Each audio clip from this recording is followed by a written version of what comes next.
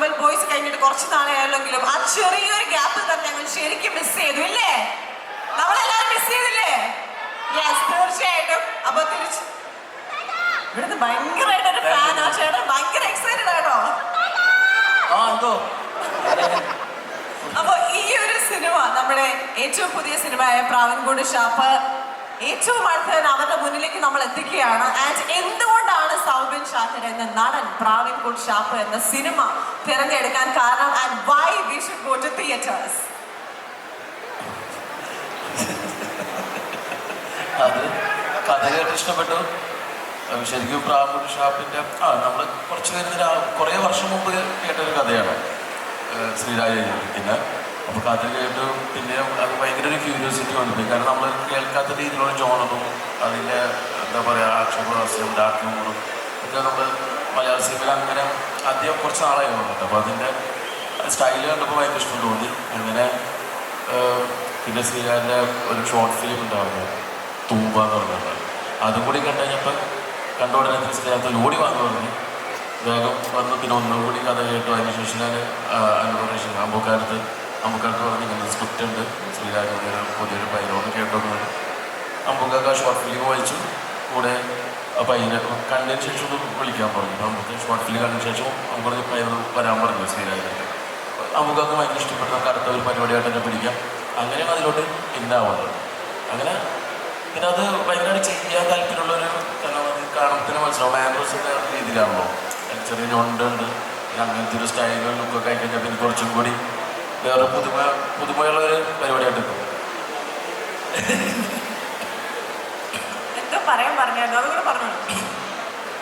കഥയും കൂടി പറയണോ?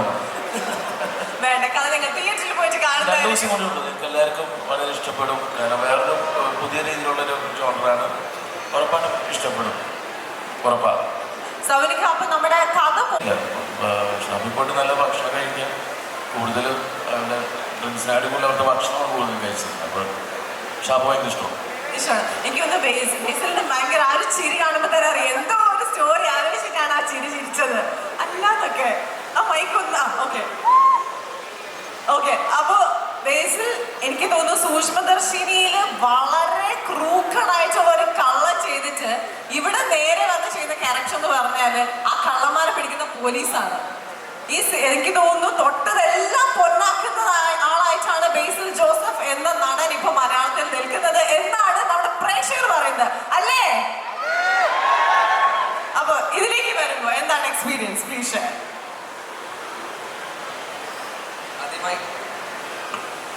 ആദ്യമായി എല്ലാവർക്കും നമസ്കാരം. കോട്ടയത്ത് ലുലു മാൾ എൻ്റെ ഭാര്യ വീട് കോട്ടയത്താണ്. അപ്പോൾ അതുകൊണ്ട് വരാറുണ്ട്. അപ്പോൾ ഒരുപാട് സന്തോഷം. ഇത്രയും വലിയൊരു ക്രൗഡിൻ്റെ മുമ്പിൽ വന്നിരിക്കുന്ന ആദ്യമായിട്ടാണ്.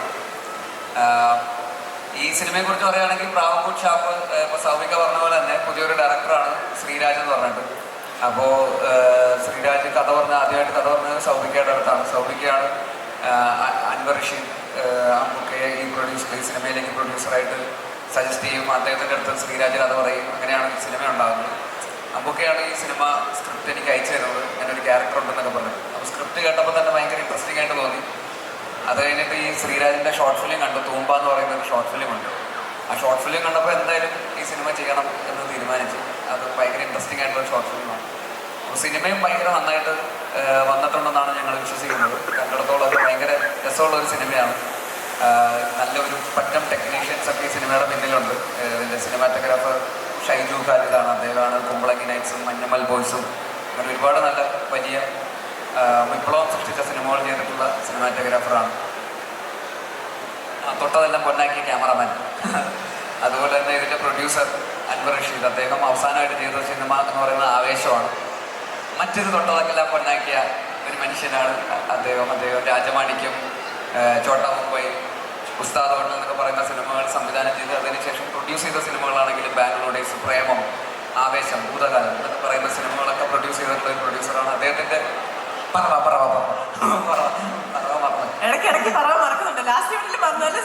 കഴിഞ്ഞ പ്രാവശ്യം ഞാൻ പറയാൻ മറന്നായിരുന്നു. എന്താണെന്നറിയില്ല. അപ്പോൾ ഇതെല്ലാം പ്രൊഡ്യൂസ് ചെയ്തിട്ടുള്ള ആളാണ് അൻവർ റഷീദ്. അപ്പോൾ അദ്ദേഹത്തിൻ്റെ പ്രൊഡക്ഷനിലുള്ള ഒരു സിനിമയാണ്. പിന്നെ അത് മാത്രമല്ല ഒരു മ്യൂസിക് വിഷ്ണു വിജയ്. ഇന്ന് അതിൻ്റെ ഓഡിയോ ലോഞ്ചും കൂടാണ് സിനിമയുടെ. നല്ല മനോഹരമായിട്ടുള്ള ഗാനങ്ങളുണ്ട്. ഈ അടുത്ത കാലത്ത് ഞാൻ കേട്ടിട്ടുള്ള, എൻ്റെ സിനിമ ആയതുകൊണ്ട് പറയല്ല, കേട്ടിട്ടുള്ള ഏറ്റവും ബെസ്റ്റ് ആൽബത്തിൽ ഒന്നാണ് ഈ സിനിമയുടെ ആൽബം. അപ്പോൾ അത് തീർച്ചയായിട്ടും നിങ്ങൾക്ക് ഇഷ്ടപ്പെടുമെന്ന് തന്നെയാണ് ഞാൻ വിശ്വസിക്കുന്നത്. വിഷ്ണു വിജയ് ഈ അടുത്ത കാലത്ത് ചെയ്തിട്ടുള്ള സിനിമകളെല്ലാം വളരെ വിജയമായിട്ടുള്ള സിനിമകളുമാണ്. എക്കെയും തൊട്ടതെല്ലാം പൊന്നാക്കിയ മറ്റൊരാൾ. ഞങ്ങളുടെ സിനിമയിൽ തൊട്ടതെല്ലാം പൊന്നാക്കിയ ആൾക്കാർ മാത്രമേ ഉള്ളൂ അല്ലേ? സിനിമയുടെ പേരങ്ങനെയാണ്. അതുപോലെ വരികൾ ഇത് മൂസിൻ ബാരാനെയാണ്. അത് പിന്നെ പറയേണ്ട കാര്യമില്ലല്ലോ. തൊട്ടത് പിന്നെ ഓഫ്കോഴ്സ് ഇതിൻ്റെ കാസ്റ്റ് ആൻഡ് ക്രൂ പറയുന്നത് ഇവിടെ നിൽക്കുന്ന ശബരീഷനും നിയാസിക്കയും ശിവജിത്തും ഉൾപ്പെടെ, അതല്ലാതെ ഒരു പറ്റം പുതിയ സെറ്റ് ഓഫ് ആക്ടേഴ്സ് ഈ സിനിമയിൽ അഭിനയിച്ചിട്ടുണ്ട്. ഒരു നാടക നടന്മാരൊക്കെ കുറേ പേര്, അവരും വളരെ പ്രതീക്ഷയോടെ അവരുടെ ഭയങ്കര കുറേ കാലത്തെ നാടക ജീവിതത്തിലേക്ക് ശേഷം ഒരു സിനിമയിലേക്ക് വന്ന കുറേ ആൾക്കാരുണ്ട്. അപ്പോൾ ഞങ്ങളെക്കാളൊക്കെ നിങ്ങൾ ആരും കാണാതെ എക്സൈറ്റഡ് ആയിട്ട് ഈ സിനിമയുടെ റിലീസിന് വേണ്ടി വെയിറ്റ് ചെയ്തിരിക്കുന്ന ഒരു ബിഗ് സെറ്റ് ഓഫ് കലാകാരന്മാർ ഈ സിനിമയുടെ പിന്നിലുണ്ട്. പുതിയ കുറേ നടന്മാർ. അപ്പോൾ അവർക്കൊക്കെ ഈ സിനിമ വലിയ ഒരു ഇവൻ്റ് ആയിരിക്കും. അപ്പോൾ അവർക്കും കൂടെ വേണ്ടിയിട്ടാണ് ഈ സിനിമ സംഭവിക്കേണ്ടത്, ഈ സിനിമ സക്സസ്ഫുൾ ആവേണ്ടത്. അപ്പോൾ തീർച്ചയായിട്ടും നിങ്ങൾ ഈ സിനിമ പോയി കാണുക. ഞങ്ങൾ എല്ലാവരും വളരെ എക്സൈറ്റഡ് ആയിട്ട് നോക്കിക്കാണുന്ന ഒരു സിനിമയാണ്. എന്തായാലും ഈ സിനിമ നിങ്ങൾക്ക് ഇഷ്ടപ്പെടും എന്ന് തന്നെയാണ് ഞങ്ങൾ വിശ്വസിക്കുന്നത്. അപ്പോൾ കണ്ടിട്ട് നിങ്ങൾ ഇഷ്ടപ്പെടുവാണെങ്കിൽ നിങ്ങൾ നാലാളോട് പറയുക. തീർച്ചയായിട്ടും നിങ്ങൾക്ക് ഇഷ്ടപ്പെടും എന്ന് തന്നെ ഞങ്ങൾ വിശ്വസിക്കുന്നു. താങ്ക് യു സോ മച്ച് ബേസിൽ. ശബരീഷേട്ടാ, എന്തൊക്കെയുണ്ട് വിശേഷം?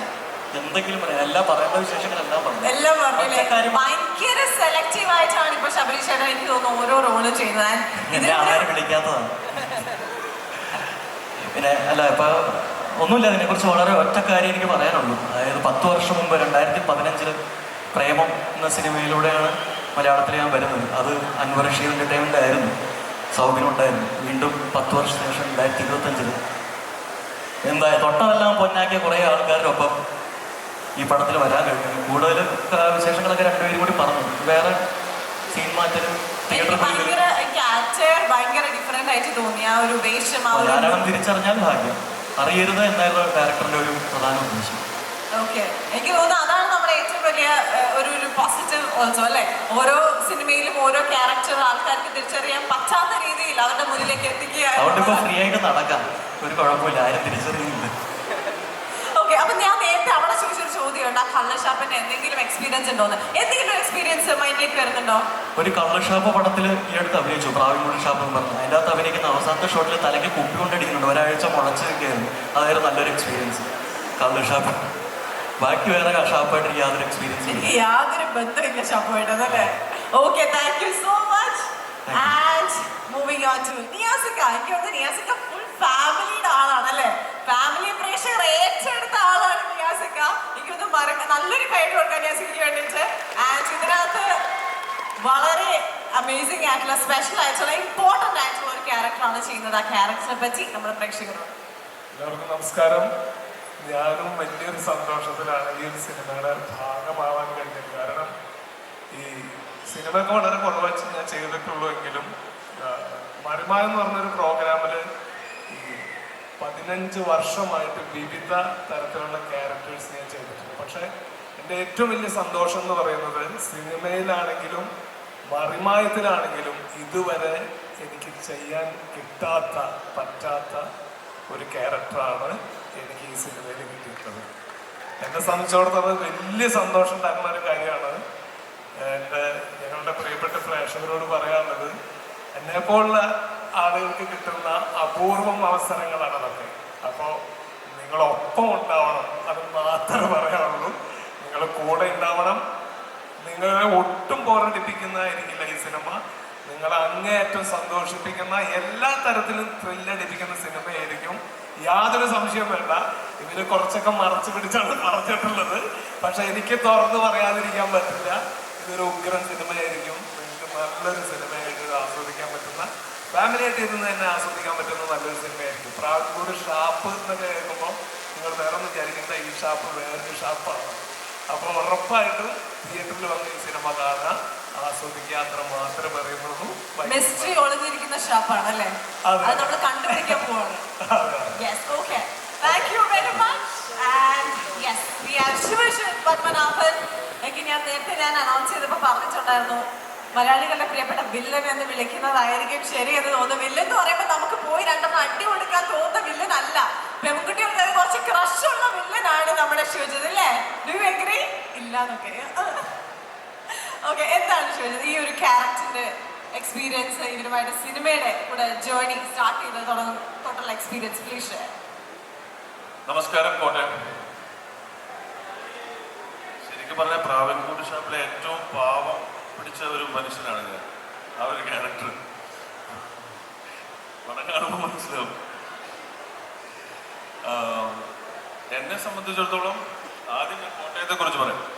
ഞാൻ കണ്ണൂരാണ് എൻ്റെ ജനിച്ചു വളർന്ന സ്ഥലം. പക്ഷെ ഒരുപാട് കാലങ്ങളായിട്ട് ഞാൻ കോട്ടയത്ത് താമസിക്കുന്ന ഒരാളാണ്. നമ്മുടെ നാഗപ്പടത്തിൻ്റെ അടുത്താണ് താമസിക്കുന്നത്. അപ്പം കുറേ കാലത്തെ സിനിമയിലോട്ടുള്ള വരവ്, ആ യാത്രയിൽ അവസാനം എത്തിച്ചേർന്നത് കോട്ടയത്താണ്. കോട്ടയത്ത് എൻ്റെ ഗുരുനാഥൻ കൂടിയായ ജയരാജ് സാറാണ് ആദ്യമായിട്ട് എനിക്ക് വീരം എന്ന് പറയുന്ന മൂവി എൻ്റെ കയ്യിൽ തരുന്നത് കോട്ടയത്ത് വെച്ചാണ്.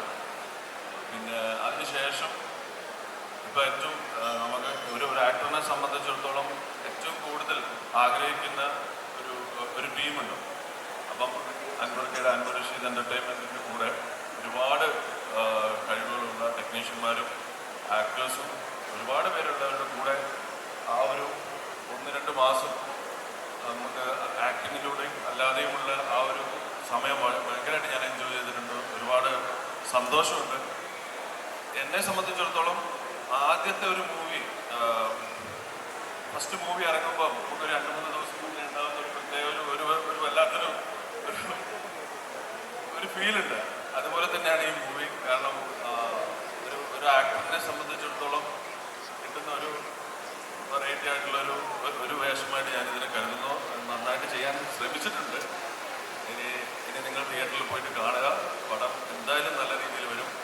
പിന്നെ നമ്മുടെ ഡയറക്ടർ ശ്രീരാജ് അദ്ദേഹത്തെ പുതിയൊരു മൂവിയാണ് എങ്കിലും പടത്തിന് ശേഷം കൂടുതൽ നമ്മളിനി സംസാരിക്കാൻ പോകുന്നത് ചിലപ്പോൾ ശ്രീരാജിനെ കുറിച്ച് കൂടി ആയിരിക്കാം. നല്ലൊരു ഡയറക്ടർ കൂടി വരികയാണ്. നന്നായിട്ട് പടം വരട്ടെ എന്ന് ഞാൻ ആഗ്രഹിക്കുന്നു. പടം ഇഷ്ടപ്പെടുവാണെങ്കിൽ എല്ലാവരും ഫ്രണ്ട്സിനോടും ഫാമിലിയോടും പറഞ്ഞ് തിയേറ്ററിൽ തന്നെ പോയിട്ട് കാണാം. Thank you. എല്ലാ സപ്പോർട്ടും ഉണ്ടാകും. Thank you very much. And you are A train dancer. എനിക്ക് ശരിക്കും പറഞ്ഞാൽ ആദ്യം ഓർമ്മ വന്നത് ഒരു മോഹിനിയാട്ടം പിക്ചർ നിങ്ങൾ എല്ലാവരും കണ്ടിട്ടുണ്ടാവില്ല അല്ലേ ആളുടെ. എനിക്ക് മൈൻഡിൽ ആദ്യം ഓർമ്മ വന്നത് ഈ രൂപം ആ രൂപമാണ്. എത്ര ഒരുപാട് ഐറ്റംസിന് തീർച്ചയായിട്ടും. ഏതൊക്കെ ഐറ്റംസ് ആയിരുന്നു? മോഹിനിയാട്ടം, കഥകളി, ആ ചരിത്രമൊക്കെ. അതെ, ഒരുപാട് എന്താ പറയാ, ഭയങ്കരമായിട്ട് സ്റ്റേജിൽ നിറഞ്ഞു നിന്നുകൊണ്ടിരുന്ന ഒരു വ്യക്തിയാണ്. ഉറപ്പായിട്ട് നമുക്ക് ഇന്നിവിടെ ഒരു ഡാൻസ് ഉണ്ട്, യു ഷുഡ് ഡാൻസ്. ബട്ട് അതിനു മുമ്പ് എനിക്ക് സൗബിനിക്കനോട് ഒരു കാര്യം, ഞാൻ മൈക്ക് കൊണ്ട് വരുമ്പോൾ അയ്യോ എന്ന് പറയുന്നുണ്ട്. എന്താ എനിക്ക് മനസ്സിലാവുന്നില്ല. ഓക്കെ സൗബിനിക്ക, ഇല്ല മോഹിനിയാട്ടം വേണ്ട നമുക്ക്. ശരി, അപ്പോ സൗബിനിക്കനോട് ചോദിക്കുക. ശരിക്കും എന്റെ ചോദ്യമല്ല, നമ്മുടെ പ്രേക്ഷകരുടെ എല്ലാവരുടെയും ചോദ്യമാണ്. ഓതിര ഘടകം, നമ്മുടെ DQ നായകനായി സൗബിനിക്ക ഡയറക്ട് ചെയ്യുന്ന ഓതിര ഘടകം മൂവി എല്ലാവരും വെയിറ്റ് ചെയ്തിരിക്കുന്ന ഒരു മൂവിയാണ്. So please give us an update. First of all ഓതിര ഘടകമല്ല ഞാൻ ചെയ്യാൻ പോകുന്ന പടം മാറിയിട്ടുണ്ട്, സ്ക്രിപ്റ്റ് മാറിയിട്ടുണ്ട്. അടുത്ത പടം പിന്നെ ഈ വർഷം തന്നെ ഉണ്ടാവും. ഇപ്പോൾ തമിഴ് മൂവി ആക്ട് ചെയ്തുകൊണ്ടിരിക്കുന്നത് കൂലിക്കുന്നത് ലോകേഷ് രാജകുമാർ രജനി സാറിൻ്റെ കൂടെ. അതിന് ഒരു 1-1.5 മാസം കൂടി ഉണ്ട്. കുറച്ച് കഴിഞ്ഞ ഒരു 4-5 മാസം 6 മാസമായിട്ട് അതിൻ്റെ തിരക്കിലാണ്. ആ പടത്തിൻ്റെ ഷൂട്ടിങ് കഴിഞ്ഞിട്ട് ഡയറക്ഷൻ ചെയ്യാനുള്ള പുറപ്പാടിലാണ്. ദുൽഖർ വെച്ച് തന്നെ ചെയ്യുന്ന പടമാണ്. അതിൻ്റെ ബാക്കിയുള്ള കേൾക്കുന്നില്ല. ദുൽഖറിന് ശബ്ദത്തില്ല, ഞാനാണ്.